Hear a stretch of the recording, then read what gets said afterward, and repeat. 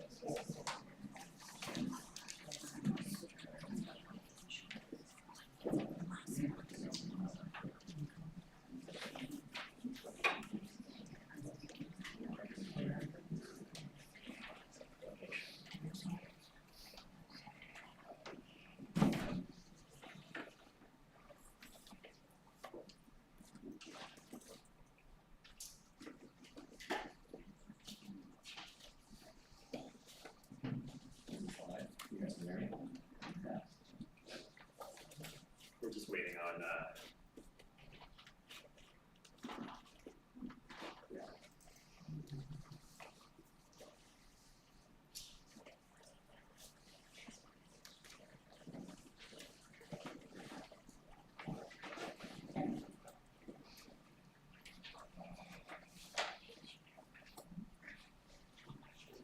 Please rise.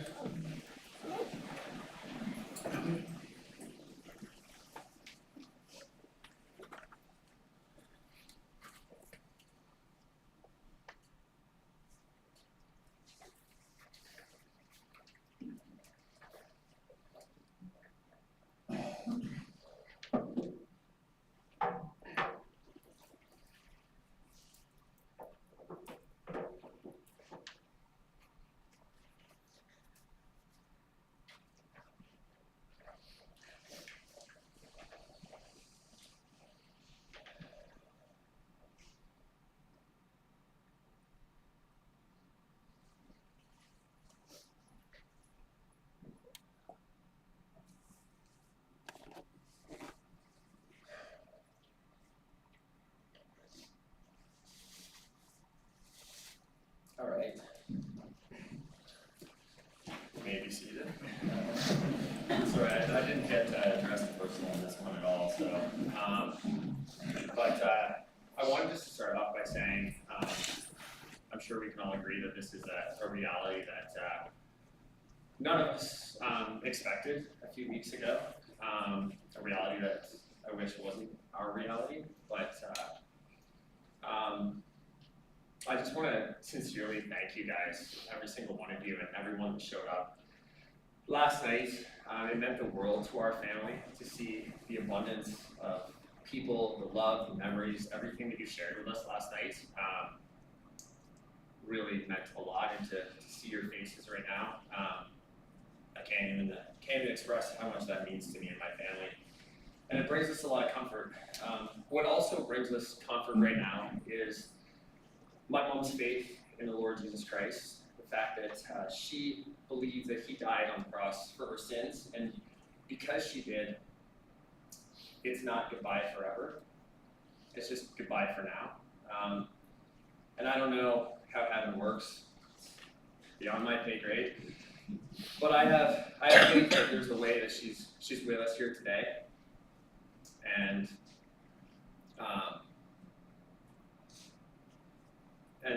that gives me a lot of comfort, and I hope that does for you as well. And I hope that over the course of this service, you guys feel comfort and peace in your own hearts, because I know that although she was my mother, and John's mother, and Mimi's mother, Stefan's, let's just say your husband, but you're right, Stefan's wife, she was a lot of things to a lot of people in this room, and I recognize that, and I appreciate you all very much. So yeah, I'm gonna ask John to come up, and he's gonna share some words with us. And I think get rehearsal either in here. Probably just gonna read. I don't know. Some stuff I wrote down. Today we're honoring and celebrating and remembering Valerie, Joan, Lawless. She was a woman of grace and kindness who had a song for nearly every occasion. Knew how to make even mundane things fun and exciting, like taking us to the dump as kids to watch bears.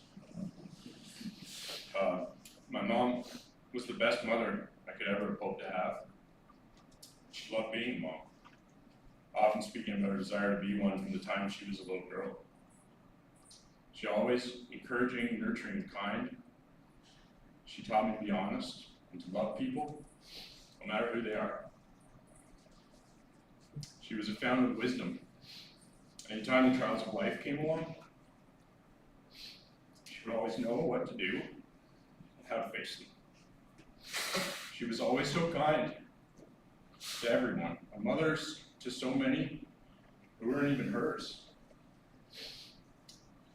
Like Grant, my basically adopted Chinese brother that she brought home from the corner store.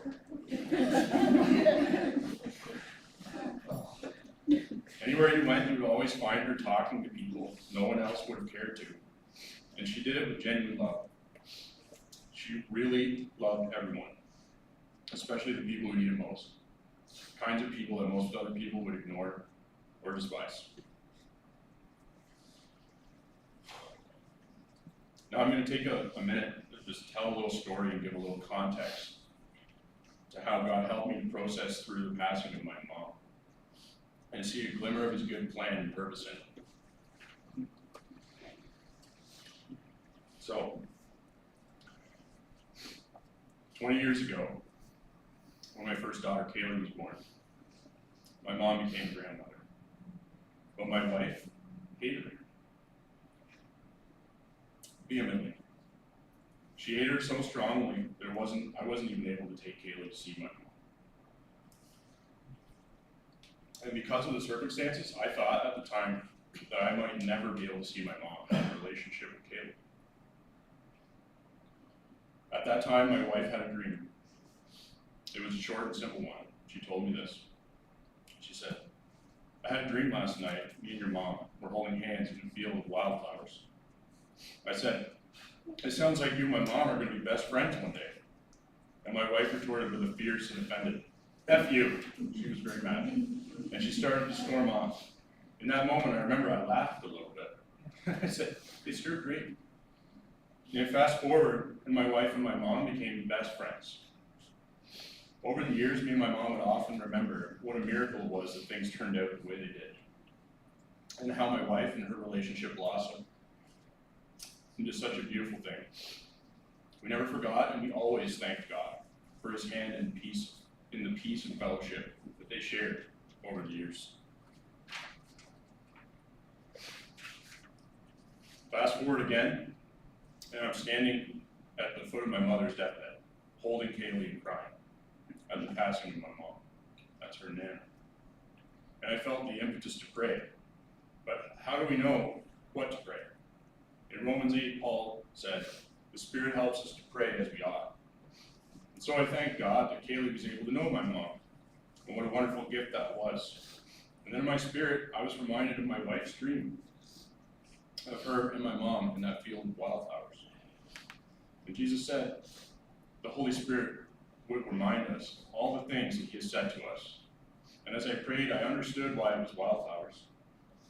I prayed that God would water all the seeds my mother planted in Kaylee and in everyone that she touched and caused them to grow into beautiful flowers and fruit.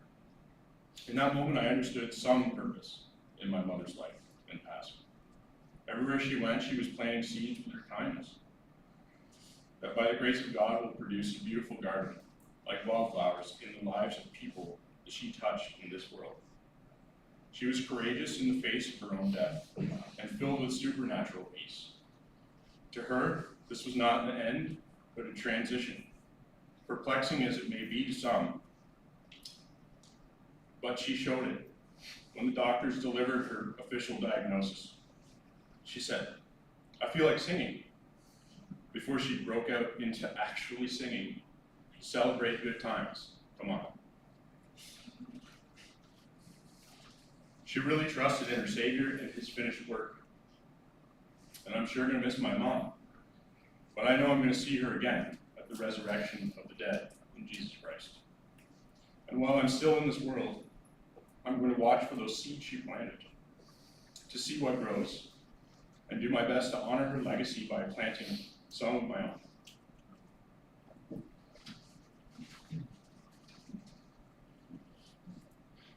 In reflecting on everything, having a passage of scripture come to mind in the context of everything that I've just said, and I just want to read it.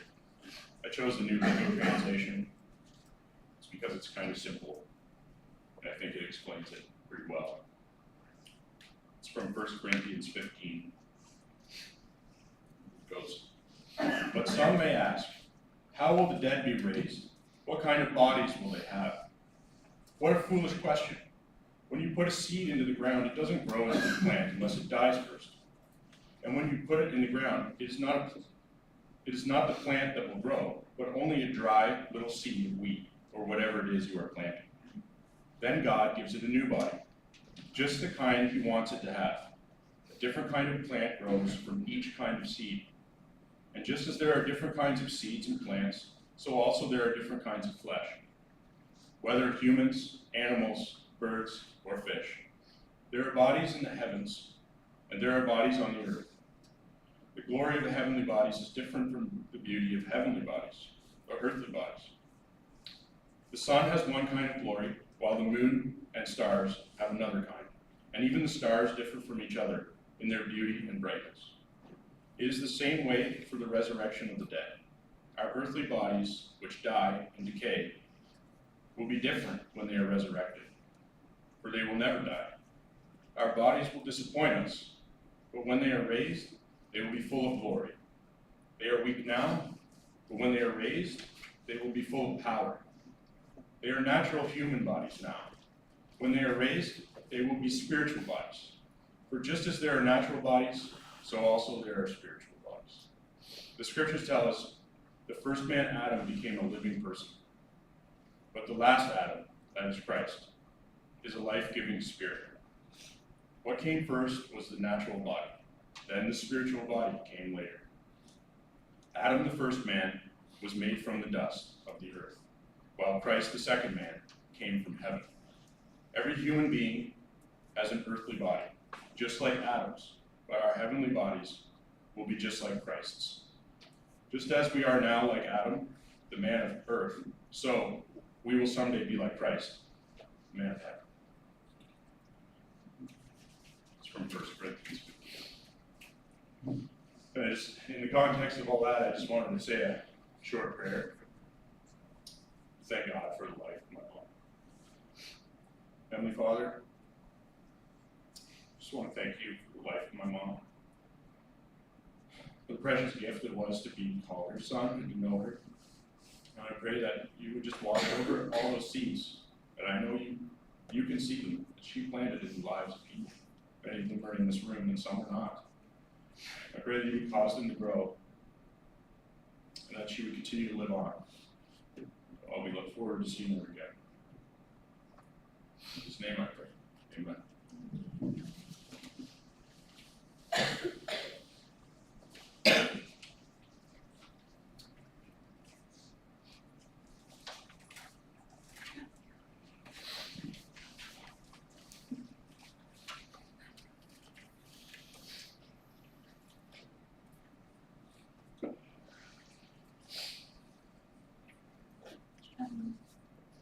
Where do I begin? I've been thinking about this moment ever since we got the news in the hospital, just over a month ago. In those early nights, I asked my mummy if it would be okay if I spoke at her funeral, a question that felt honestly very strange to ask her, and I never imagined asking so soon, especially at my age of 33. And she said yes if I was up for it, so I hope I am. The past few weeks have been a relentless roller coaster, one that doesn't seem to stop. Since taking her to the hospital on August 17th, her father's birthday, as she reminded me, it's been an up and down journey. My granddad, Jeffrey Lawless, was one of her favorite people, and that day would have been his 100th birthday. The irony wasn't lost on us as we faced the harsh reality of her diagnosis. Initially, we were told we might have only days or weeks with her. Then a couple days later, there was a sliver of hope, maybe months. In that moment, I started picturing a future that wasn't meant to be. Pushing her around Gananoque in a wheelchair, watching the leaves change colors together, witnessing a few more dramatic sunsets over the river, looking at flowers, and spending Thanksgiving together. I imagined the family sitting around her table, and when it came my turn to say what I was thankful for, I was going to say how grateful I was to have one more holiday with her. I was ready to cherish every moment, knowing that our time was limited. But soon the prognosis changed again. Her body wasn't fit for chemo anymore. The months we hoped for slipped back to days. We had just a short window to share memories, to ask important questions, and I can confidently say that nothing was left unsaid between us, my only mother and her only daughter. Now, I want to tell you a story about a time that my mommy and I got lost. In 2012, during my third year of university, I was studying abroad in the south of France, in a village nestled along the Mediterranean Sea. I asked my mommy to come visit in February, our birthday month, to celebrate this beautiful place together. She came for about 2 weeks, and we explored the Côte d'Azur. We drank wine on the terrace, we dipped our toes into the sea, and we even had a little adventure in Monaco where she won 50 euros at the Monte Carlo casino, which we quickly spent on a fabulous dinner. One day we took the train into Italy to a quaint village called Ventimiglia, known for its famous Friday street market. If you knew my mom, you'd know how much she loved shopping, even if just to take a look. Turns out I inherited that from her. This was a perfect excursion for us. Now this was before smartphones, and we didn't have working cell phones there, so we navigated the streets with paper maps, and we relied on the kindness of strangers. We started browsing in the market, and assuming she was right behind me, I poked around a few places, but when I turned around, she was gone. Unbeknownst to me, she was experiencing the same feeling of loss on the other side of the market. A mother searching for her daughter, and a daughter searching for her mother. She must have gotten distracted and walked away, I told myself, and I'm sure she told herself the same thing. I pestered local shopkeepers as I searched for her. Mi scusi, hai visto questa signora? Asking people if they'd seen her, holding up a photo of her on my non-smartphone, cursing myself for letting her get lost in a foreign country. In a strange turn of roles, I suddenly felt maternal and felt responsible for her safety, worried about what may happen. I felt it was my job to take care of her there. After what felt like an eternity, we finally found each other at a pop-up shoe store. We were both crying and embracing each other, cursing one another for walking away, but we immediately started laughing at how silly it all was. That day, I felt a horrible pang of loss, one that resurfaced in the ER when we received her diagnosis. I still feel that pain now, except it's multiplied, and I'm hoping I'll turn a corner and see her again, just like I did in Italy, and that this was all just an awful dream. As you can probably tell, my mommy wasn't just my mother. She was my best friend and my anchor. She was the one person who always lit up when I walked into a room, who was always giddy to answer when I called, and who was always there for me, steadfast and unconditional. I've always said home is where your mom is. Mommy and I always prioritize time together, which I'm forever grateful for, especially now. We spoke on the phone every day when I lived overseas. She came to visit me in Singapore 4 times, once with Stefan. We snorkeled in Thailand together. We went swimming in Indonesia. When I finally moved back to Canada, we went out for lunches and walks regularly. We often battled it out at a game of Scrabble. She hosted me, her and Stefan hosted me and my young family for a year and a half when we moved back to Canada a couple years ago. We never needed a reason to pop by and just say hi. I can confidently say that I don't regret not spending more time with her because we spent so much time together, creating wonderful memories, ones that I'm clinging on to now. Of course, I'm absolutely heartbroken, and it's beyond indescribable the loss I feel knowing that I won't get to experience the next 20 to 25 years with her. Years which I was naively assuming we would have. I imagine us being ladies who lunch and growing older with her alongside me, drinking Chardonnay, painting flowers. I imagine her being there to help me navigate the teenage years with my kids when I'm scrambling with all of that. But right now it all feels stolen. I'm not only grieving the loss of my favorite person, but I can't quite grasp the loss of the time I thought I would have. And I guess that's the grief that hurts the most, the years that I feel are stolen from me. And as my brother has said many times, we really won the mother lottery. Out of all the families we could have been born into, all the mothers, she got to be ours. She made an adventure out of the mundane, all the small things in life. Everything was more colorful with her. One of our favorite adventures as kids, as Johnny already said, was when we lived in Prince Rupert near Alaska, and she would take us to the dump to see the grizzlies and the bald eagles, just to be in nature. You see everything, and even the dump was amazing with her. A few years ago in 2019, I actually shot a 10-minute interview style video with my mommy and published it on my private YouTube channel for safekeeping. I'm happy to share that private link with anyone who wants it. I asked her to recall her favorite memories, lessons learned, and things she's most proud of. Here are some of her responses, verbatim, from that interview. I asked her, what's a piece of life advice you'd like to tell your children and grandchildren? Her answer, don't take anything too seriously. Anything bad going on will soon pass, and the good times come back, and remember to appreciate those. I asked her, what has been your proudest achievement? Her answer, having 3 kids, having them all turn out pretty good, getting 6 grandchildren out of them, and having them turn out pretty good. When I asked her if there's any last piece of advice to share, she said, just remember the things you can take with you and the things you can't. That's the most important thing to know. When I pressed her to elaborate, she replied, well, you can't take money or possessions with you. You take your love and your people when you go to heaven, if you're lucky. I will speak to her now. Mommy, you raised me to be the strong and independent woman that I am.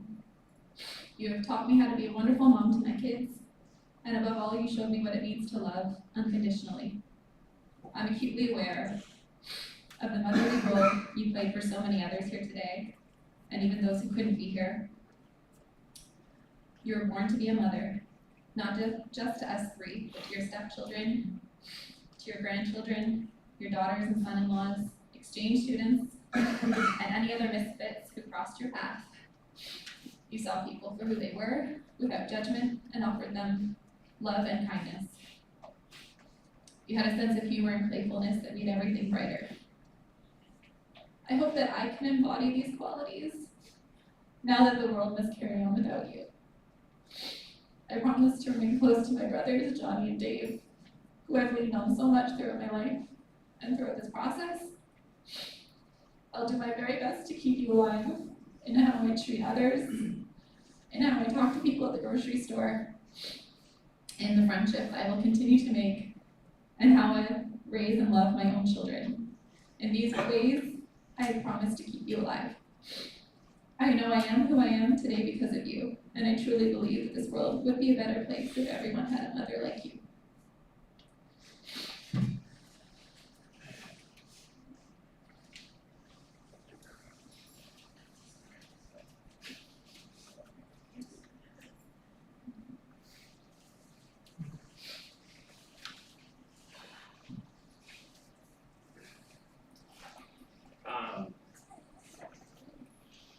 Listening to you, John, and Emily talk about mom reminds me of what success in life should be and what success actually looks like. And the success that she always wanted and strived for, you know.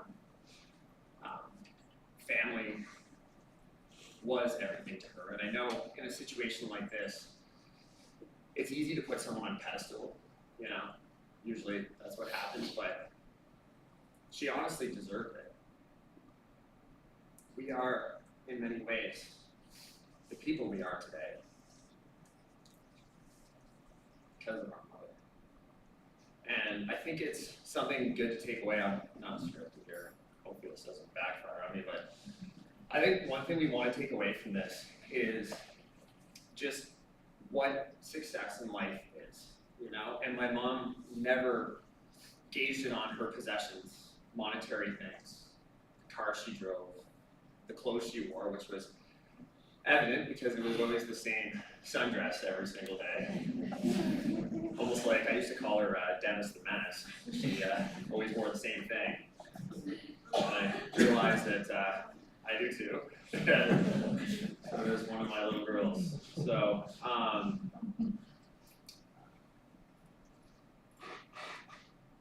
I know she's proud. I know she's proud of the life that she lives. And I wasn't going to mention this, but it feels right now. One of the last things that I spoke to my mom about was, well, one of the last things she actually said to me, if any of you have had someone that has been ill and you know the weakness that their body undertakes, you know, towards the end, every word matters, right?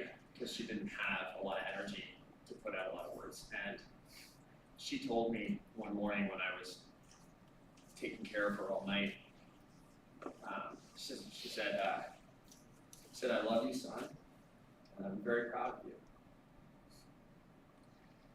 Now, for me, that means a lot, because I know that she doesn't mean because of any of the worldly success that I've had.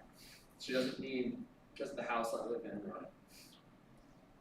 or anything other than, you know, the person that I am and the way that I treat others.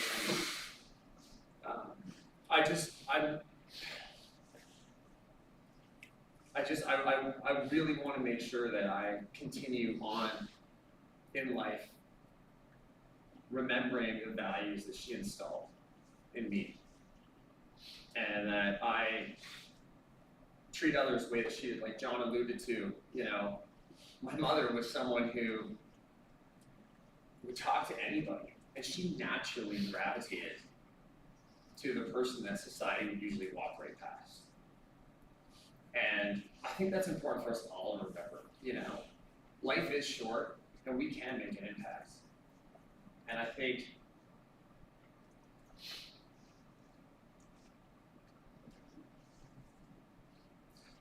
a couple stories I just want to kind of share with you guys. It's actually interesting that you guys both talked about the garbage dump. So the garbage dump, just to explain that a little bit better, everyone's got garbage dump, we're not here. So when we lived in British Columbia, Prince Rupert, my mom was always about building memories, right? it wasn't always about like the fancy stuff she could buy us and stuff, because frankly she didn't have a lot of means to do that. But what she did have was she had her energy, her time, her affection.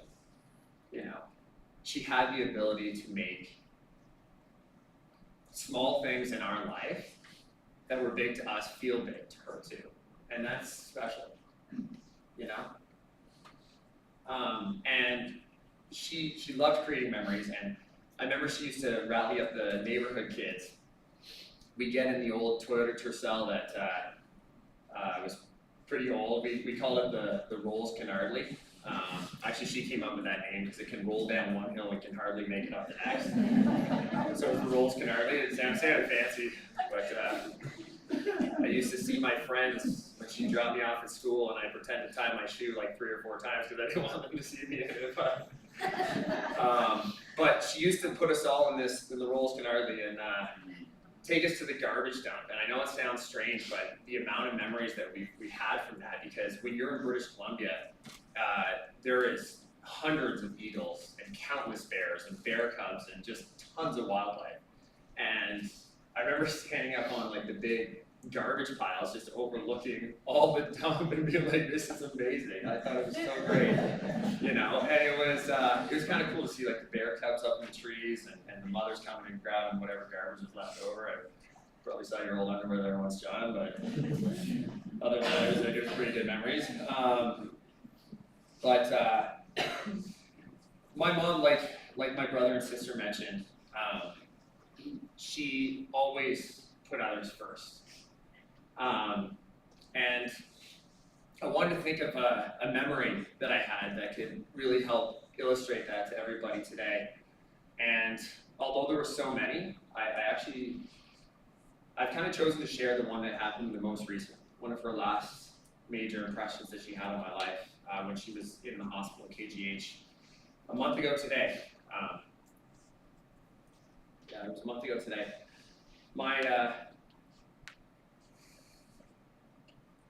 When my wife came to visit her, I think it was the first time in the hospital, Denise was standing at her bedside and I was sitting with my mom, and there was a few of us in the room, and I looked over and my mom was crying, and she hadn't cried. She didn't complain about this situation. She was in pain, but she didn't cry for herself once. But in the hospital, there's 2 times it stood out. She was crying, and I looked at her. I said, "Mom, what's going on? Are you okay? Are you comfortable? What's going on?" She couldn't really bring the words out at first, and she was sniffling and just kind of holding her breath back. And she kept looking up at Denise, and then she finally explained that she was crying because she felt so bad that Denise and her family didn't have the chance to say goodbye to her father.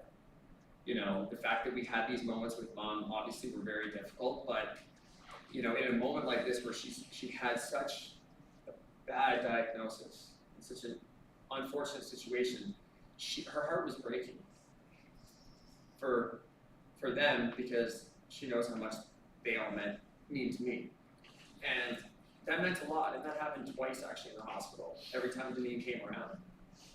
Another time too was hours after my mom got her diagnosis. We were still in the emergency room. They were shuffling us over to kind of halfway between the emergency and going upstairs. I'm not familiar with hospitals in this, but we were there, and there was an infant crying in the background. And I remember hearing it in the back of my mind, but my focus was really on her.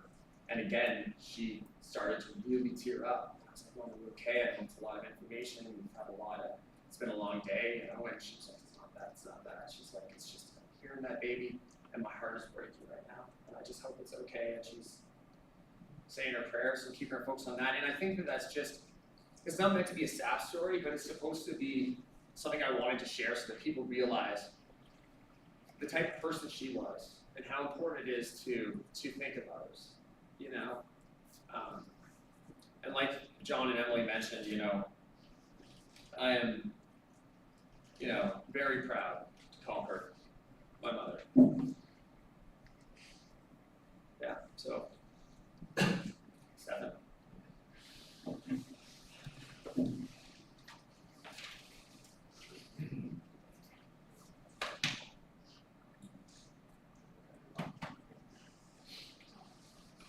You grab my bum, didn't you? Just a sweet. Always grabs my bum. Something wrong with that boy. I'm gonna pretty much read because if I don't, I may not make it through, so. Here's a number one fact. If you're gonna lose your spouse, these are the kids you want back. They were amazing. Thank you.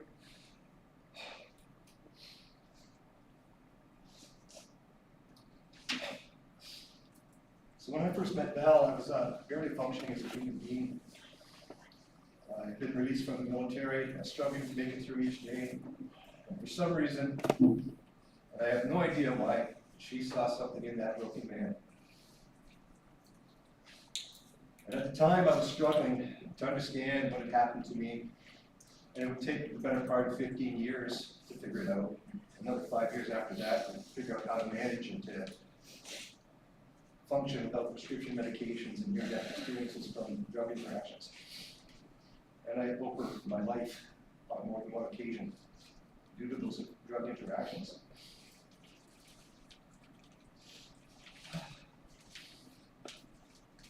For some reason, when we met, I was trying to understand the book of Job. I kept reading it and I thought, this guy's on crack. John tells me, no, no, it's Moses. Oops. I just couldn't get it,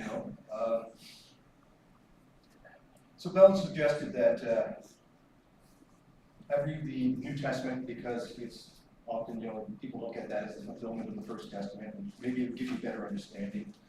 And for those of you who don't know, Job lost his children, his family, his health, and anyone, all his friends, encouraged him to curse God, and he refused to.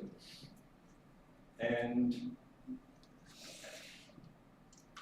I'm going to read the passage that I read that sort of put it all together for me. And I did read the New Testament, and I got through to the book of Revelation, chapter 21, verse 5. But to put it into context, I'm going to read 1 through to 7. I saw the new heaven and the new earth, the first heaven and the first earth passed away, and the sea was no more. And I, Joan, saw the holy city, the new Jerusalem, descending out of heaven from God, prepared like a bride adorned for her husband. And I heard a great voice from the throne saying, behold, the tabernacle of God with men, and he will dwell with them, and they will be his people, and God himself will be their God with them.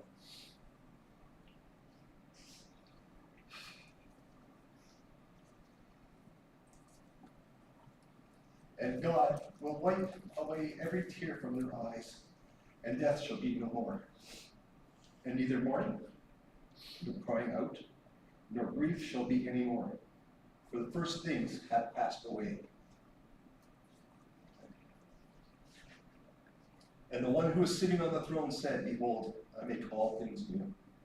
And he said to me, write, for these words are entirely faithful and true. And he said to me, it is done. I am the Alpha and the Omega, beginning and the end. To those who thirst, I give freely from the fountain of the water of life. Whoever prevails shall possess these things, and I will be his God, and he shall be my son. Behold, I make all things new. I finally understood Job. God restored his family, gave him a new family, a new wife, new children. He restored his health. Very much like you heard from John, Dave, and Emily, that rebirth. Incidentally, neither of us talk to each other at writing these. It tells you about the woman who inspired them. So what's more significant about this story of Job, and why this has so much meaning to me, is because my life was restored. My children were taken from me, they were restored. I was given a new wife and given more children. And my children were given a mother. And you can ask them about that and how they feel too, and they will tell you. After we heard a few brief messages from some of her other loved ones, I'm going to come back up. She wanted Waiting at the Gate, her favorite bluegrass gospel song, played. So I'm going to do that, and also have been requested to do a song I wrote for her a year ago, Tuesday at 2. And just so that you'll understand what Tuesday at 2 is, Tuesday at 2 was our reference to when we could be as one. Back when we first started out, I was not stable enough, and she financially was not stable enough for us to do anything. We needed time to work through how our relationship was going to look and how we were going to raise children together. That became Tuesday at 2. That was our appointment time and day. So with this, thank you all so much for everything you have done for us, for all the well wishes and the support. It means the world. But for the record, no, we are not okay. Stop asking.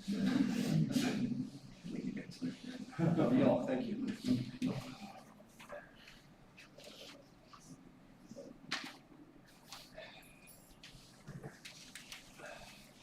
But we're gonna be okay. Yeah. So we do actually have a live stream going on here. You guys don't even notice the computer on the side. My mother has a brother and a sister, my Uncle Peter and Auntie Kathy, and as well as many other family members, both in the US and Canada, across right over to British Columbia that are joining us now. And my Uncle Peter and my Auntie Kathy sent something they'd like to have read. So I'd like to call Emily to come up and do that.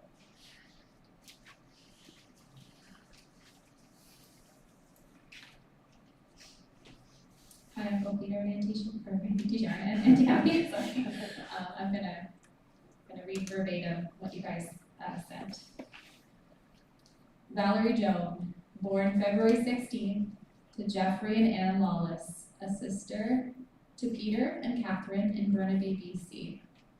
As a child, Val attended Alta Vista Baptist Church for services, Junior Adventure Hour, and Pioneer Girls. As a family, we spent many years at Qualicum Beach,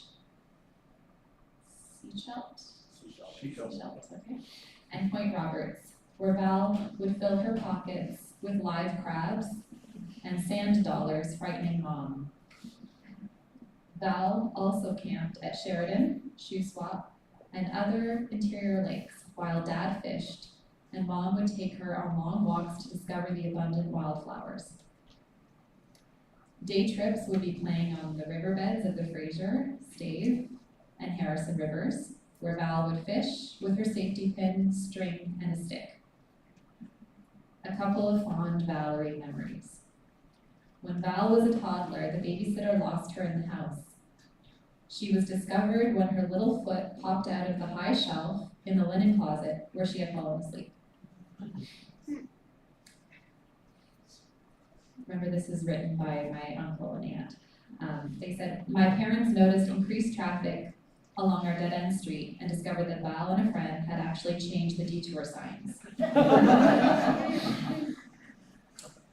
Val was the only one I know that would be homesick at camp, even though Mom was a head leader. Peter remembers picking her up during school when he was at university to play hooky at the aquarium in Vancouver. Auntie Kathy says recently Anne had sent her several pictures of Prince Rupert, where she had lived for a couple of years, and her comment was, I am really a West Coast gal.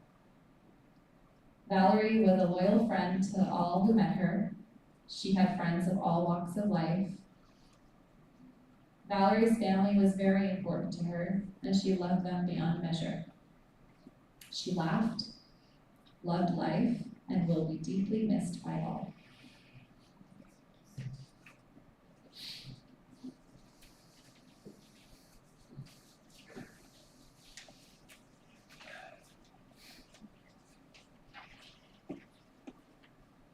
Okay, so now I'd like to,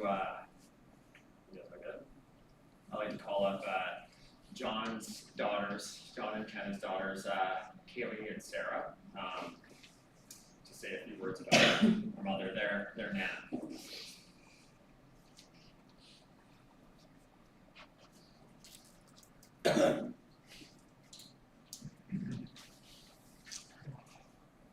I spent a long time these past couple weeks thinking about what I would want to say when I came up here. And the only thing that was really sticking in my mind is that Rihanna was a uniquely beautiful woman. But more importantly, she was a uniquely impactful woman. And I am very fortunate that I had 20 years to know her. I wanted to share a memory that takes place right outside of Tompkins Funeral Home, actually, when I was very young, maybe 2 or 3. We would always go for walks to White's Grocery, and she would take me to the park for a couple hours before bed to get my energy out. And I remember asking what this place was, and she had told me it's where, things happen when people die. And I remember telling her, Nana, I don't want you to die. And she said, it won't be sad when I die. Imagine how sad it would be if you died. And that is the only memory that has stuck with me these past couple weeks. I think I'm with a lot of my family here when I say I thought I had a lot more time. I thought I was going to have the opportunity to make my Nana great-grandmother, to have her at my wedding. And I think the hardest part about this is not mourning her, because she was at peace when she went, but mourning all of the things that I wish I had with her, and the opportunities that I wish I had to experience with her. Thank you.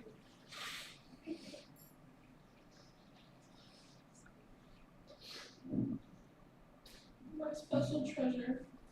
I'm sorry. 4 words you always said to me. So many cherishable memories we have together. That I will ever treasure in my heart. When I was a little girl, you would always put music on your computer and danced with me. You taught me how to swim and how to cook your awesome recipes. I love spending Friday nights with you. You always had a board game to play or a craft to make together. You showed me the ocean. You would always take me shopping around town, and you always made everything fun with your uplifting spirit. I'll always miss our deep, meaningful conversations by the campfire, and how you always listened to my questions and heard me not only with your ears, but understood me with your heart. She was my best friend, my rock, my inspiration, and she was always a listening ear, and the best Nana, and I'm beyond fortunate to have had her in my life. Losing me has been one of the hardest obstacles in my life, and I don't think I'll ever come to accept that I have to live and breathe every single day with her. As we gather here together in her memory, she is dearly treasured in the hearts of men.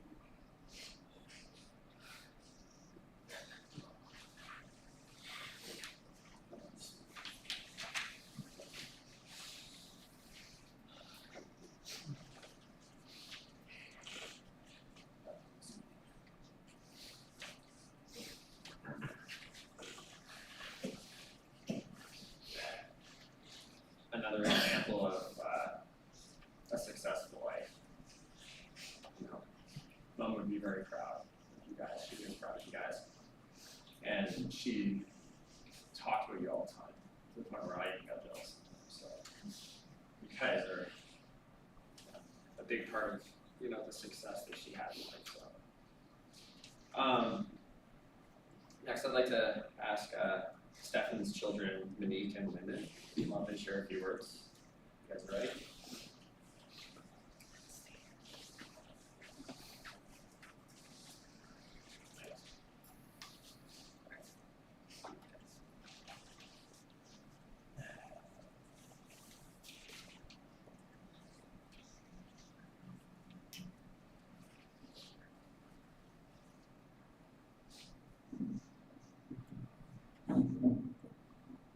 Hi everyone. I am Val's wicked stepson. She brought a lot of love to somebody who needed it.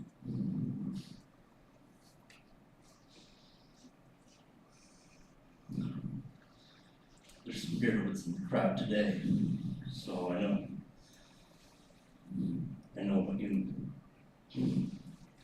what it means to be a beardwood, because when people get stuck between a rock and a hard place, us beardwoods, we just smash right through it. Nothing gets in our way. That's when you're really stuck.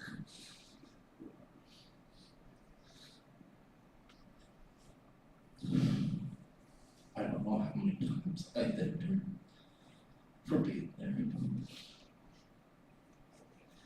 Not just for me and my sister, but for my father, for her children. She knew how to step up. She did it proudly. You guys talked about her dad a little bit, how he was one of her favorites. I remember hearing the stories about him growing up, and I finally got to meet him. What a magnificent man he was. He inspired me, and I can see why she loved him. And one thing will never leave my mind was when he told me, always say remember, never say forget. Because the minute you say that, you set yourself up for that failure. And I'll leave you to here. Oh, always remember, Val. Thank you.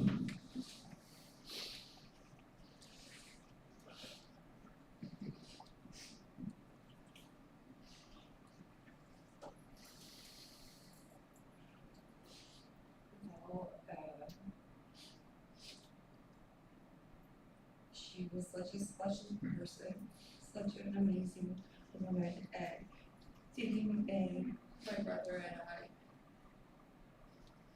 and raising us as her own. It takes a very, very special person to do such a thing. To raise another woman's children, and a woman at that didn't really much care for my brother and I, and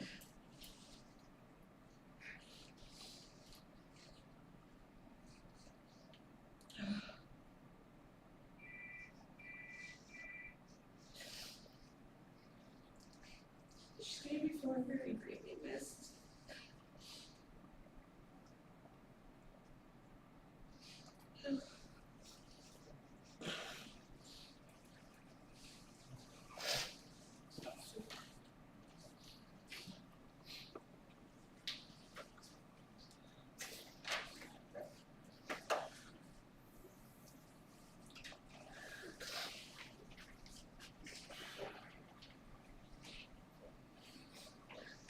Next, if I could ask you to come up.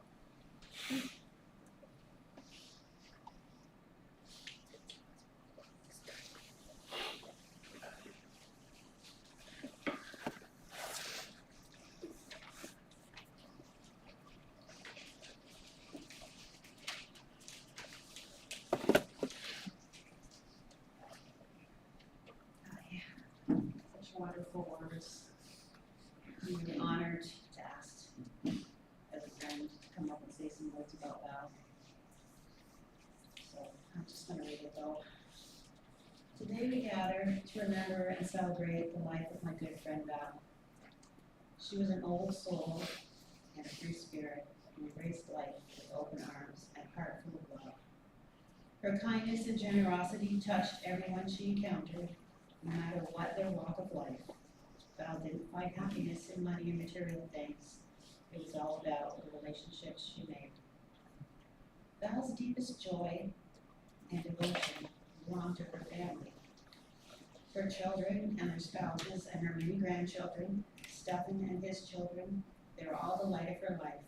There was no greater happiness for her than being surrounded by them, watching them grow, sharing their laughter and dreams.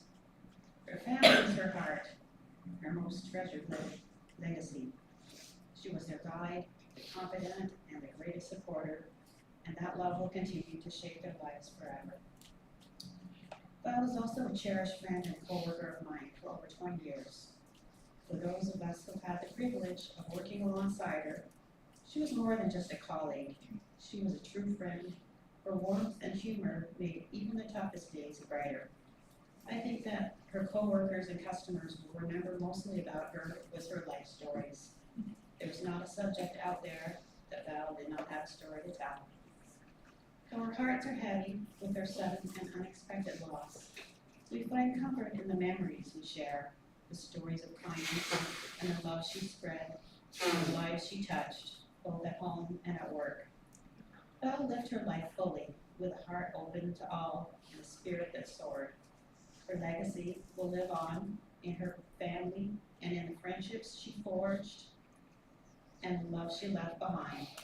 We will miss you, Val. You were the light in all our lives, and though you are no longer in heaven, your spirit remains guiding and comforting the ones you left behind. Thank you.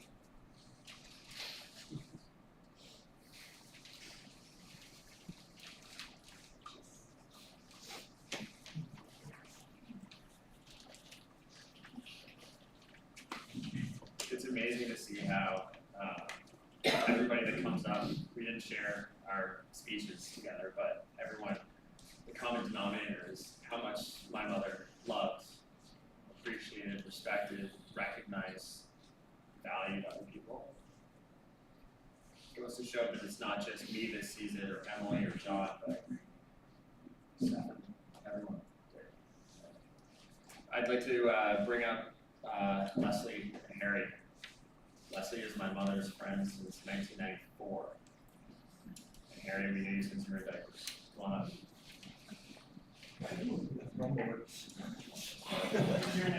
Give Gareth pleasures.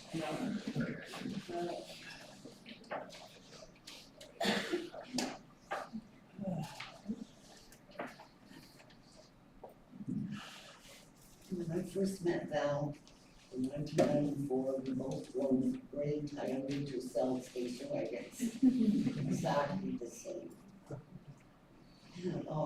I wrote something. And it was so hard to write something about Val because we were so close. I wrote, fly high, beautiful butterfly, on your adventure to the Lord. And can I go with you?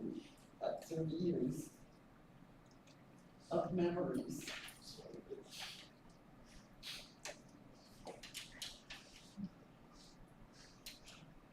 Of memories will bring you, will keep you alive in our hearts. We will miss you for the rest of our lives. Never have we met a more honest or faithful friend through good times and difficult times, while you found a humor in every situation. Thank you, Val.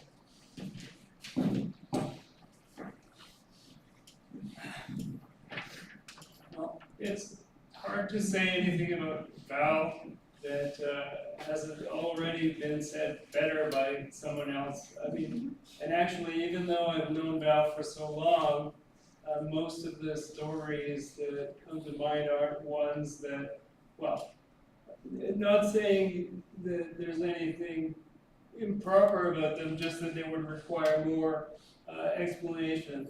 one of the more tame ones being that in order to conquer my fear of the stairs, Stefan and Val decided that the best way to do that was to get me in my chair and just push me down the front steps. Backwards. Well, no, I remember going forwards. Maybe that was the second. I don't know. But anyway, what stands out to me is that it's well, again, other people have said the same thing, but Val, for some reason, chose to open her family and her home to me for, I think it was, Mom was saying it was one weekend a month for I don't know how many years. Felt like forever. It's been as long as I can remember anyway. It's unfortunate that for the past few years it seems we drifted out of touch, but these things happen, I guess. I can remember something that I would repeatedly ask Mom is like, when do you think we can go to the campground? Because I would always have there would always be alcohol and cigars and whatever, you know. I knew that I was in for a good time, in other words. So I think a gift that Val and Stefan gave me is that they didn't see me differently than anyone else. So they actually pushed me in the direction of learning that I could do things.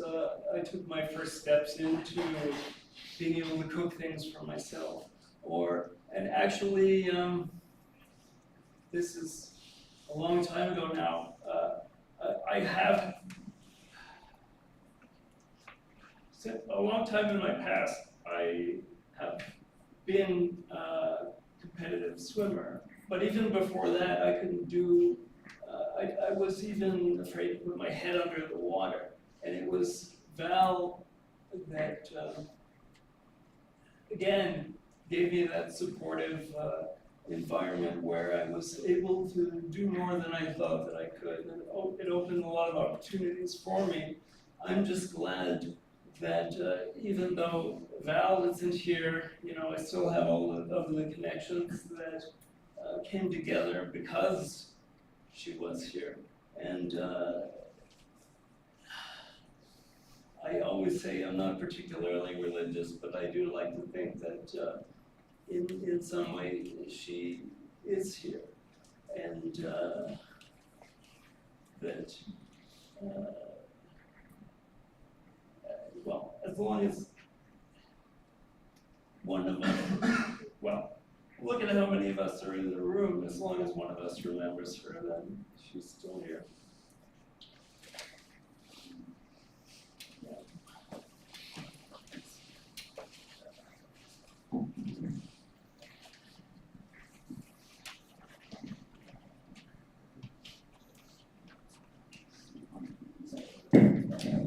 I'm just gonna turn this first so we don't cause a complete disaster.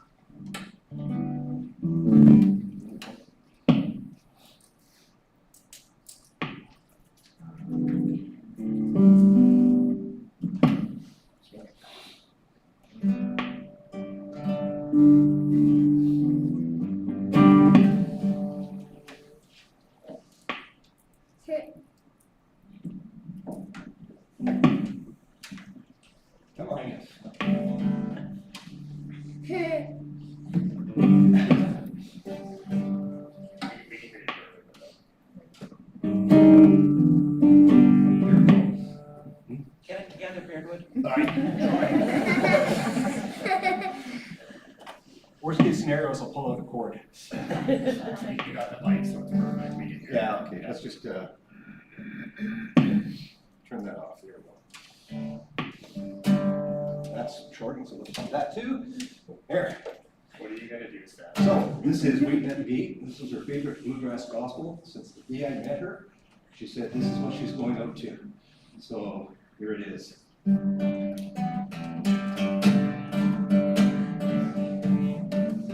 Oh, you started it.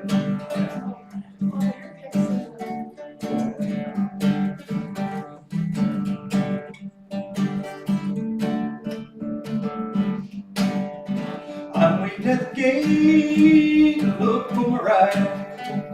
Soon to take me to my home on high. The angel man's coming from the other side. I won't be late. Waiting at the gate. Now I can hear the thunder. The time's at hand. Joy bells are ringing to the promised land. Jesus is coming, my soul to take. Yeah, won't take me. Waiting at the gate. I'm leaving this world, no more to do. All my work on earth is through. I fought the fight, I kept the faith. You won't see me. Waiting at the gate. Now I can hear the thunder, and the time's at hand. Joy bells are ringing in the promised land. Jesus is coming, my soul to take. The Lord sees me, waiting at the gate. The Lord sees me, waiting at the gate.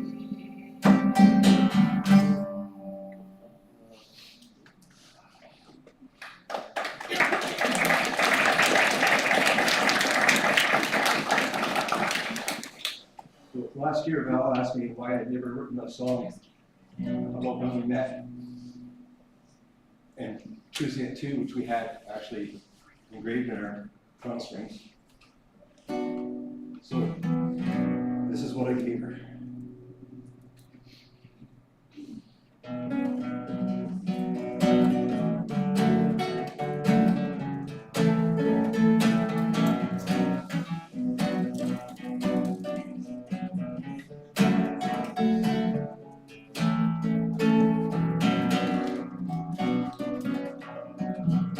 I've been waiting all my life for someone just like you. I've been searching in the darkness of a life came from you. And I've been waiting to tell someone how much I love you. See me if you want to next Tuesday at 2. I go walking and you find me just like I found you. I can't breathe when you kiss me. My heart cries out for you. I can see my fog has lifted and now I feel brand new. Lay beside me in the morning next Tuesday at 2. When we're together, when we're alone, our hearts will be together no longer alone. Now and forever, Tuesday at 2. Oh dear, sit on our porch and remember our first kiss. Caress me in the evening and remind me love can't wait. We wake in the morning and the sun shines on your face. You whisper to me softly, today's our day, Tuesday at 2. When we're together, when we're alone, our hearts together no longer alone. Now and forever to stay and to. I've been waiting all my life for someone just like you. I was searching in the darkness, a light came from you.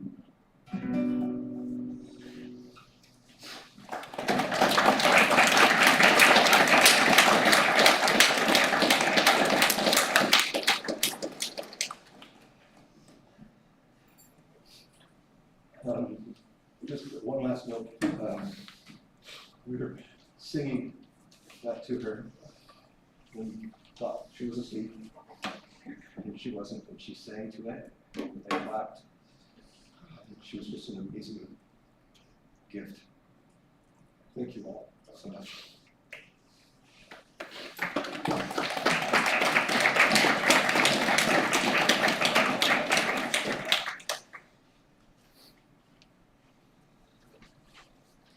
I remember when you were saying that to Mom, actually, it was actually at Tuesday, and I'm not making a joke. It was Tuesday before she passed. And I actually have a video on my phone, so I can show it to you if you want. Yeah, so in conclusion, again, just wanted to thank you guys all for making it out for us today. I think you can understand how much it meant to us, as we've all said countless times. There is one thing I wanted to kind of mention. On the way out, there's baskets you'll see. Interestingly enough, if you remember from my brother's speech about wildflowers, about how my mom planted them everywhere she went. Interesting enough, my Uncle Peter and Auntie Kathy also mentioned that she used to love to pick wildflowers, but we didn't know this was kind of all something that came together here today. We have pouches of wildflowers, and we'd like you guys to take those pouches and sprinkle them where you feel they're needed, and where you feel, it could make the world a little more beautiful. So if you could do that on the way out, that'd be fantastic. And we are going immediately over to yeah, I know it's spelled there. Gananoque Cemetery. Yeah, so if any of you or all of you are able to join, we understand that everyone has a lot of things probably you can do today, but if you're able to join us, that'd be fantastic. Also, from 3 to 5 at the Old English Pub, there is going to be some appetizers going around for those of you that do have the opportunity to make it by. Don't feel pressure, but obviously you're more than welcome if you can. Good to see you, buddy. Yeah, thank you for coming, guys.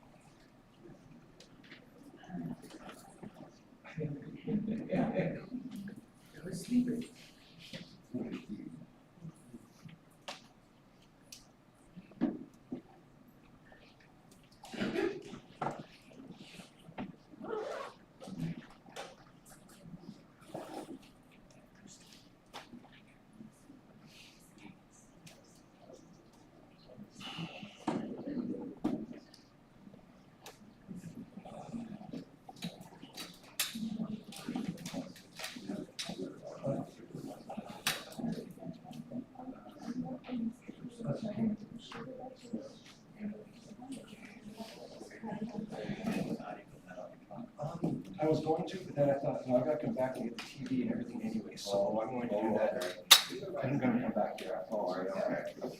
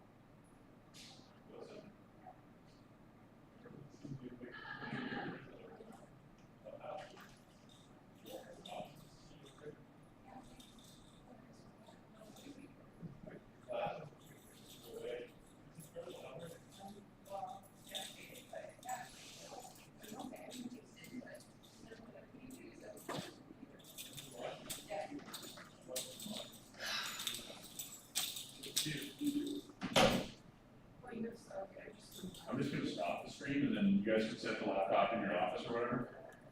You need to clear it.